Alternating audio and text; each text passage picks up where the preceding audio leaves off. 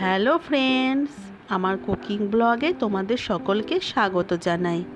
এত রোদ গরমে বর যখন তার ক্লান্ত মুখটি নিয়ে ডিউটি থেকে বাড়ি ফেরে, তখন মনে হয় বরের হাতে এক গ্লাস জল বা এইরকম ঠান্ডা ছাতুর শরবত দিলে ভালো হয়। তাতে মাইন্ডও ফ্রেশ থাকে আর পেটও ঠান্ডা থাকে। তাই আজ বরের জন্য বানিয়ে নিলাম ঠান্ডা ঠান্ডা ছাতুর শরবত। খুব কম উপকরণ দিয়েই বাড়িতে সহজে বানিয়ে ফেলা যায়।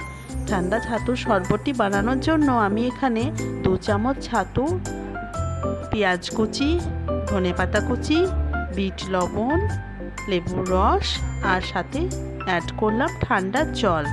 তৈরি হয়ে গেল আমার ঠান্ডা ঠান্ডা ছাতুর শরবত। তোমরাও চটপট করে বানিয়ে ফেলো আর বরদের টেস্ট করাও কেমন হয়েছে আমার রেসিপিটা। অবশ্যই জানিও কিন্তু। আর আমার